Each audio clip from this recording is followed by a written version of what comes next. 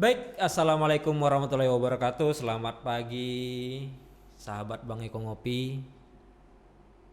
Udah ngopi belum? Gimana Eka? Eka udah ngopi belum Kak? Udah, Pak. Alhamdulillah. Sahabat Bang Eko Ngopi, pada kesempatan kali ini Bang Eko Ngopi hadir sendiri. Tapi tentunya kehadiran Bang Eko Ngopi semoga akan memberi manfaat kepada kawan-kawan Bang Eko Ngopi semua. Karena apa? Karena pada hari ini Bang Eko Ngopi coba akan bercerita ataupun sedikit memberikan informasi terkait fenomena yang hari ini banyak terjadi di media sosial. Dan intinya sebenarnya Bang Eko Ngopi bukan ingin berbicara tentang media sosialnya, tetapi adalah bagaimana dampak yang dilahirkan dari penggunaan media sosial yang tidak cerdas. Karena apa?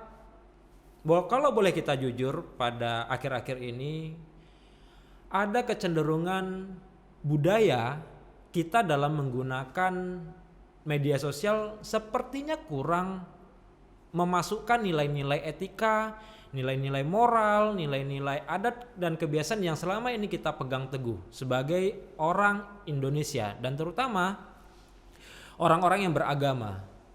Karena apa? Kita bisa melihat, kita banyak menyaksikan baik di pemberitaan, baik di situasi-situasi sosial lingkungan kemasyarakatan kita, bahwa dampak dari media sosial sangat terasa. Pasti kita pernah mendengar ada orang yang bunuh diri karena tidak tahan dengan bully di media sosial. Kita juga pernah melihat, membaca dan menyaksikan bahkan orang-orang yang dilecehkan lewat media sosial. Kita juga pernah melihat, mendengar dan menyaksikan ada orang-orang yang terkena sanksi hukum karena ketidakmampuan dia mengelola dirinya ketika menggunakan media sosial.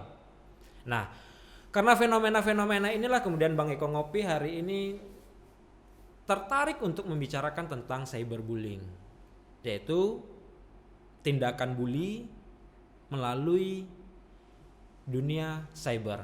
Dan hari ini yang banyak digunakan oleh masyarakat kita adalah media sosial. Satu yang perlu dipahami bahwa tindakan bully terjadi apabila orang yang menerima pesan bully merasa tidak nyaman. Orang yang diejek merasa tidak nyaman. Orang yang dikuntip di media sosialnya merasa tidak nyaman. Tapi kalau mereka merasa nyaman tentu tidak masuk dalam kategori bully dan masuk dalam kategori senda gurau ataupun candaan. Itu yang perlu kita pahami hari ini. Dan fenomena bully di media sosial dengan sangat mudah kita temukan. Bahkan tanpa kita sadari banyak di antara kalangan masyarakat kita itu seperti pelaku rasa korban. Kalau bahasa Riaunya adalah playing victim. Kenapa demikian? Nah, coba. Ada banyak hari ini orang kemudian mengunggah fotonya, ada yang kesannya vulgar, ada yang kesannya aneh-aneh, yang si pengunggah foto pinginnya dia eksis di media sosial. Kemudian ada orang-orang yang punya persepsi lain kemudian melakukan atau menyampaikan kalimat-kalimat yang membuat dia tidak nyaman. Artinya apa? Tindakan bully sebenarnya bukan datang hanya dari orang, tetapi justru kita sendiri yang memancing agar kita dibully dan orang jarang menyadari itu. Nah, tadi Bang Eko sudah mengatakan bahwa kebelakangan tindakan bully semakin tinggi. Berdasarkan hasil pengamatan Bang Eko selama ini, bahwa tingginya tindakan bully itu dipengaruhi oleh banyak faktor. Dan faktor terbesar adalah ketika intensitas penggunaan media sosial itu tinggi. Ya, jadi kalau kita sehari-hari menggunakan media sosial dengan kurun waktu sekian jam, 5 jam, 6 jam, 10 jam per hari, pertanyaannya adalah apa yang kita lihat dari media sosial tersebut? Kecuali kita berbisnis lewat jaringan. Tapi kalau kita tidak berbisnis, kita cuma scroll, lihat foto orang, lihat video orang, lihat postingan orang, akhirnya dengan tanpa kita sadari, pada akhirnya ada yang menggerakkan kita untuk mengomentari hal tersebut. Nah, jadi secara umum adalah intensitas penggunaan media sosial yang terlalu tinggi. Karena Bang Eko Ngopi ini adalah satu podcast yang coba melakukan penyadaran, melakukan sharing informasi terkait perlindungan perempuan dan anak. Bang Eko Ngopi yakin bahwa anak-anak hari ini dengan media sosial yang dia gunakan itu mengalami tindakan bully. Salah satu penyebab yang Bang Eko lihat adalah pada masa COVID yang lalu, intensitas penggunaan media, handphone terutama oleh anak-anak itu sangat tinggi. Karena apa? Sekolah daring, tugas secara daring, mencari informasi daring di tengah ketidaksanggupan orang tua atau ketidakmampuan orang tua untuk mendampingi anak. Akhirnya apa? Selama 2 tahun anak didekatkan dengan handphone, akhirnya hari ini terbiasa, kawan-kawan. Hari ini terbiasa. Bahkan sampai muncul satu penyakit mental, kalau tidak ada handphone tidak bisa hidup. Otak hari ini adanya di Google. Itu yang perlu kita cerna hari ini. Dengan tingginya intensitas, kemudian anak didekatkan dengan handphone, pengawasan orang tua yang lemah, ditambah lagi dengan ketidakmampuan orang tua atau ketidakpahaman orang tua tentang mana yang bully, mana yang canda, dan bahkan ketidakmampuan orang tua untuk mengontrol penggunaan handphone atau media sosial oleh anak. Anak dibiarkan berlama-lama di dalam kamar, mengoperasikan handphonenya. Anak kemudian ketika makan dikasih handphone. Anak jalan-jalan bawa handphone. Anak diajak makan bersama pegang handphone. Pada akhirnya komunikasi antara orang tua dan anak menjadi rendah. Nah, kalau sudah komunikasi ini rendah, maka akan melahirkan kecuekan, dalam tanda petik, kecuekan orang tua terhadap anak, terhadap perkembangan anak, terhadap situasi anak, dan terhadap aktivitas anak dalam kesehariannya. Nah, kalau itu sudah terjadi, maka peran orang tua di sini menjadi rendah. Dengan rendahnya kemampuan orang tua untuk mengontrol anak-anak dalam menggunakan media sosial, ini akan melahirkan komunikasi orang tua yang rendah terhadap anak. Nah, ketika komunikasi orang tua dan anak rendah, maka orang tua secara tidak langsung cuek, ya, cuek dalam tanda petik terhadap perkembangan harian anak. Aktivitasnya hari ini seperti apa, kegiatannya apa saja, tidak akan pernah tertanyakan lagi. Nah, kalau sudah tidak tertanyakan, bagaimana mungkin hal-hal yang mungkin tidak sesuai dengan koridornya bisa mendapatkan, atau orang tua bisa memberikan nasihat di situ. Sedangkan kita tahu bahwa usia anak dan usia remaja adalah usia di mana mereka sedang mencari jati diri dan usia di mana mereka akan mencoba banyak hal tentang hal-hal yang di luar dari ajaran orang tua. Mereka akan mencoba banyak hal dari lingkungannya. Nah, itu adalah faktor-faktor utama yang hari ini benar-benar menjadi poin besar di dalam terjadinya tindakan cyberbullying pada anak. Nah, terkait fenomena-fenomena tersebut, kawan-kawan, apa sebenarnya yang harus kita lakukan? Apa sebenarnya yang harus kita lakukan? Nah, kita sebagai orang yang punya informasi, kita sebagai orang tua harus bisa membangun budaya yang sehat dalam menggunakan media digital. Kita harus bisa bangun budaya yang sehat. Kita bisa membangun budaya yang sehat dengan memberikan pemahaman bahwa media digital bukan dijadikan sebagai alat hiburan, tetapi adalah dijadikan sebagai alat untuk meningkatkan akselerasi kerja kita. Kalau selama ini kita kerja di satu tempat hanya mengerjakan satu pekerjaan, bagaimana dengan media digital kita bisa mengerjakan berbagai pekerjaan dalam satu waktu dan di tempat yang sama? Akselerasi kerja kita harus meningkat. Nah, budaya yang sehat tersebut juga pada akhirnya akan meningkatkan mutu dan kualitas kerja kita. Karena apa? Ya, misalnya hari ini kita harus mengerjakan beberapa pekerjaan di tempat yang berbeda dalam satu waktu. Kita harus berangkat ke tempat A, tempat B, tempat C, dan tempat D misalnya. Membutuhkan perjalanan jarak tempuh. Tentu dengan perjalanan jarak tempuh yang kita lakukan, otomatis fisik kita menurun. Nah, bagaimana dengan, coba kita bayangkan lewat media sosial kita bisa, kualitas kerja kita bisa menjadi lebih meningkat. Dan otomatis kalau sudah demikian kita tidak perlu ke tempat A, B, C, dan D, secara tidak langsung terjadi efisiensi waktu dan terbangunnya efektivitas di dalam menyelesaikan pekerjaan. Dan inilah yang harus kita berikan penyadaran terhadap orang-orang yang ada di lingkungan kita. Di rumah misalnya, kan untuk melakukan sesuatu pekerjaan kita bisa lakukan di satu tempat. Tidak perlu pergi ke guru bahasa Inggris untuk belajar bahasa Inggris. Tidak perlu lagi belajar mencari guru matematika atau pergi les ke tempat guru matematika untuk belajar matematika. Sebenarnya di media sosial, di dunia cyber, hal itu tersedia.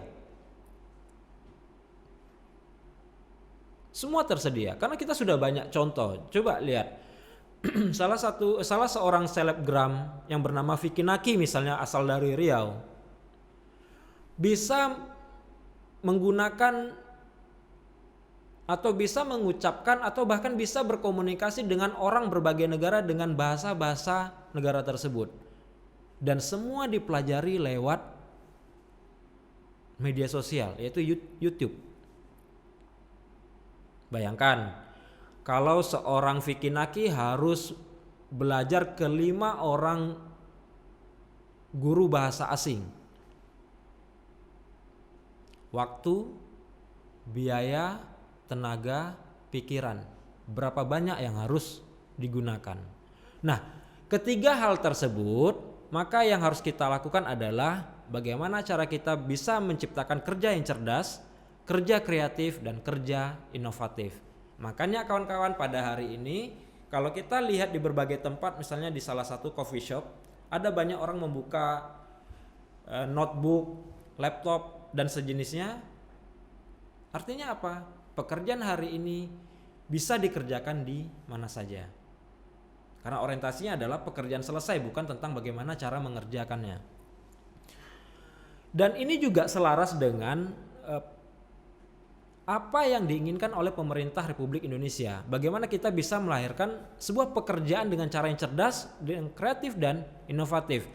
Karena apa? Karena ketiga hal cara kerja ini bisa terbangun dalam diri kita, maka dengan sendirinya kualitas diri, lingkungan, masyarakat, dan negara akan meningkat.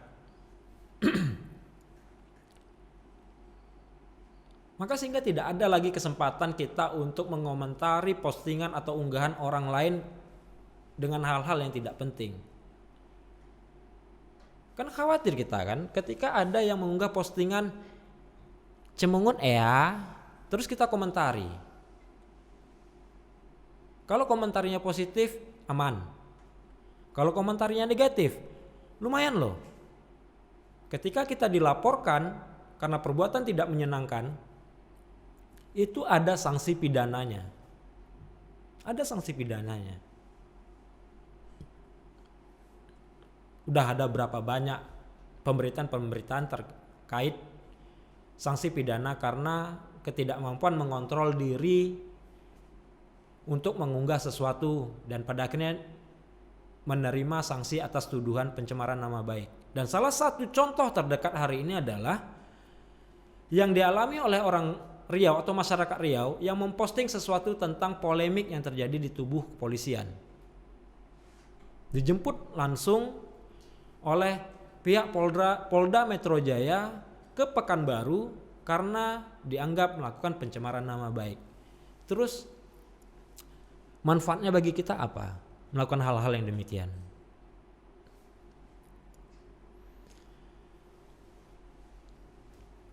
Ini semua sekali lagi Bang Eko sampaikan bahwa dapat dilakukan apabila kita mempunyai etika di dalam bermedia sosial, mempunyai etika dalam memanfaatkan dunia digital. Digital itu untuk memudahkan, bukan menyulitkan. Tapi ada berapa banyak orang yang menggunakan digital akhirnya hidupnya menjadi sulit. Dalam menggunakan media digital, kita sudah diperintahkan oleh Allah Subhanahu wa taala untuk menyampaikan hal-hal yang berkaitan dengan benar, dengan cara yang benar, dengan strategi yang benar, dengan dengan memasukkan nilai-nilai manfaat di dalamnya. Itu udah ada perintahnya. Sampaikanlah dengan benar, berkatalah dengan benar. Kemudian diturunkan menjadi amanat undang-undang informasi dan transaksi elektronik, di mana kita menghindari hate speech, ujaran-ujaran kebencian. Ujaran kebencian yang kita sampaikan kalau orang masih merasa nyaman, tenang, itu belum masuk dalam kategori ujaran kebencian. Tapi kalau orang sudah merasa tidak nyaman, ini yang bahaya.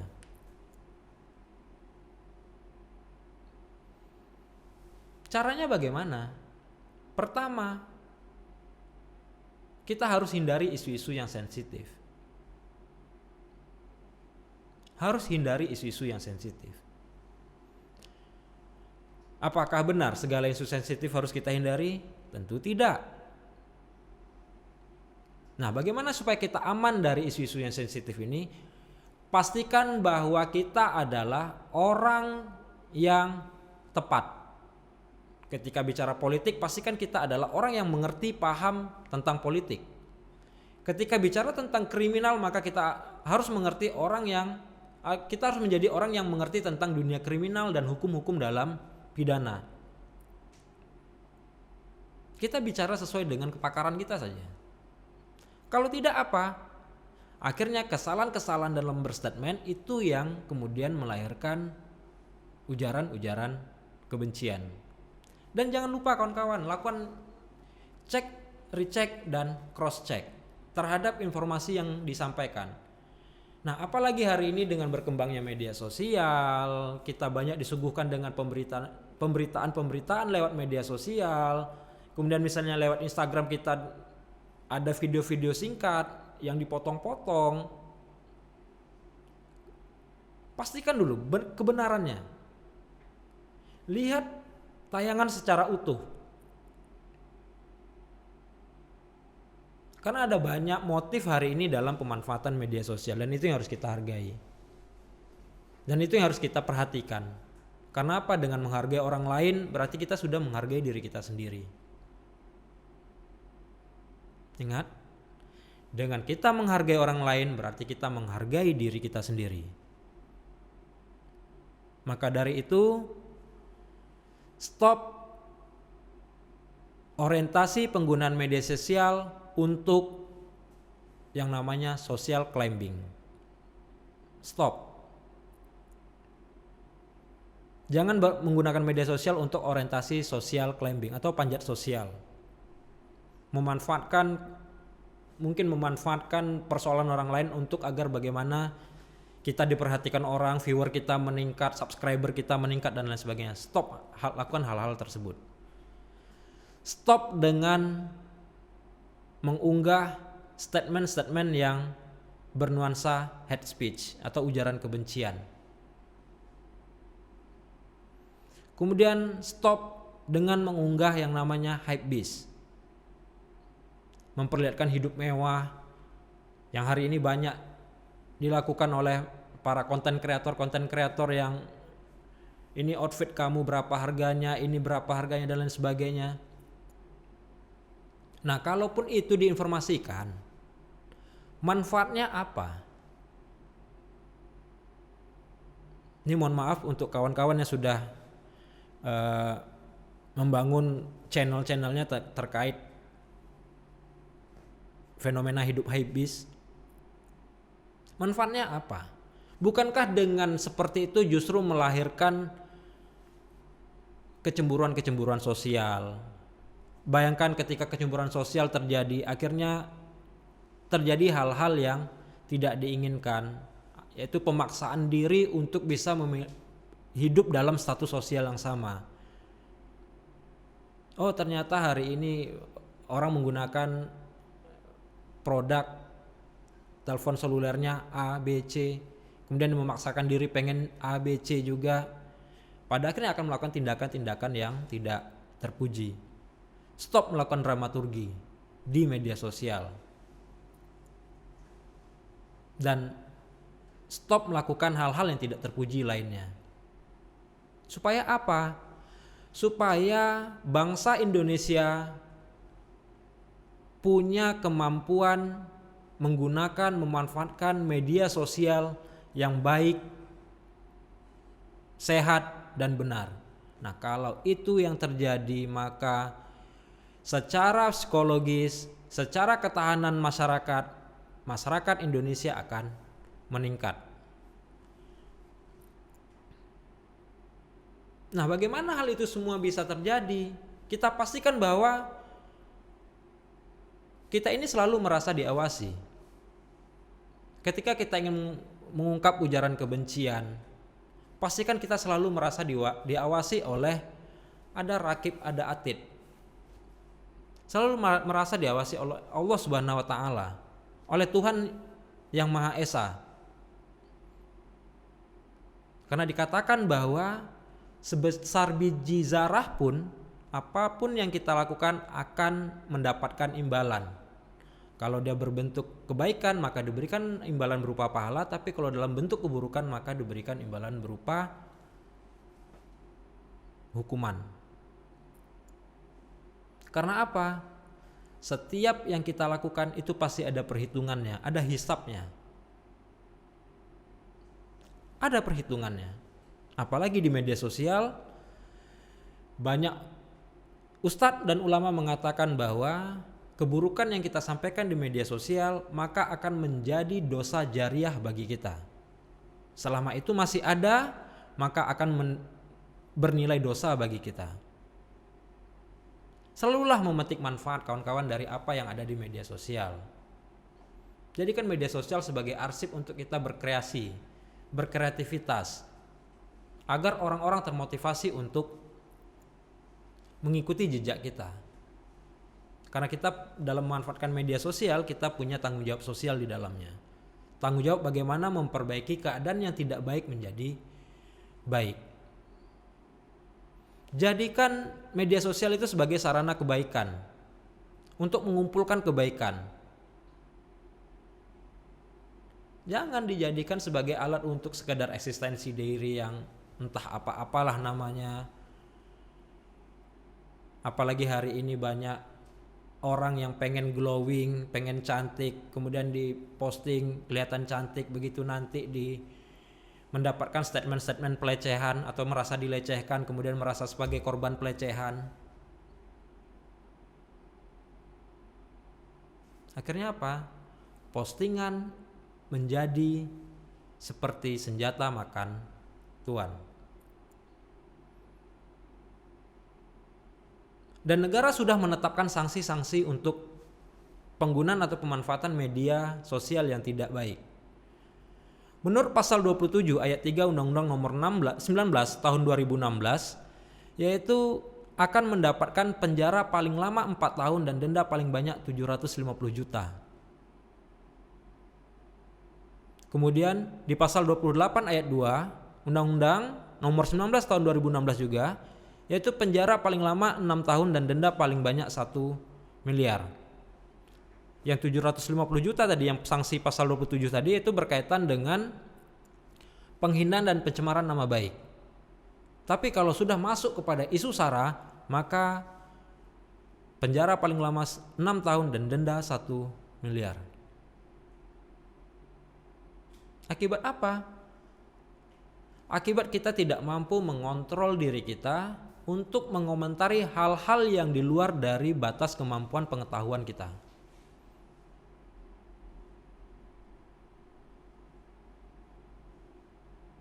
Kalaulah kawan-kawan Bang Eko Ngopi ingin juga menciptakan keburukan-keburukan itu menjadi kebaikan,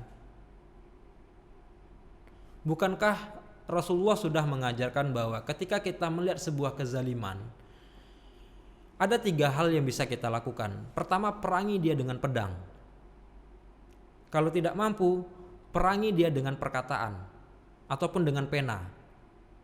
Nah, kalau juga kita tidak mampu melakukan hal itu, cukup perangi mereka dengan doa. Kita minta kepada Tuhan Yang Maha Esa, kepada Allah Subhanahu wa taala, bagaimana mereka sadar dan berhenti melakukan keburukan-keburukan.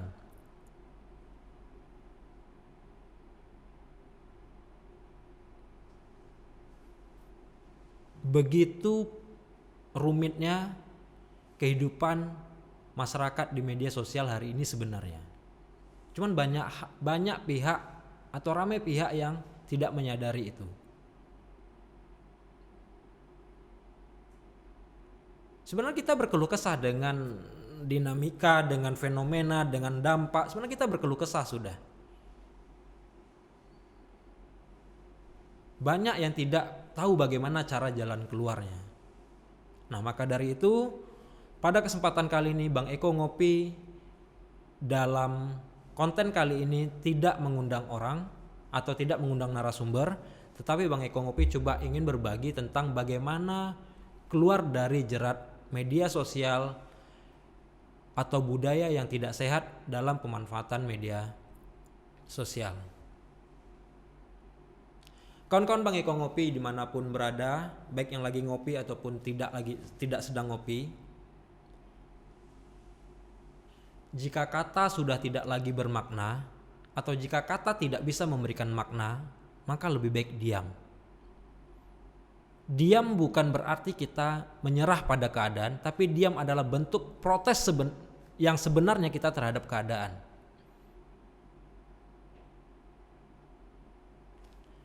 Mulut diam, hati berkata. Maka bangunlah kata-kata dalam hati dengan doa-doa yang baik terhadap Allah Subhanahu wa taala agar keadaan yang buruk ini menjadi baik. Terima kasih kawan-kawan dan sahabat Bang Eko Ngopi. Semoga apa yang Bang Eko Ngopi sampaikan pada kesempatan kali ini memberikan manfaat, memberikan pencerahan, dan memberikan pengajaran agar situasi kehidupan kita ke depan menjadi jauh lebih berkualitas dan jauh lebih baik. Sampai ketemu dalam konten berikutnya. Salam perlindungan. Assalamualaikum warahmatullahi wabarakatuh.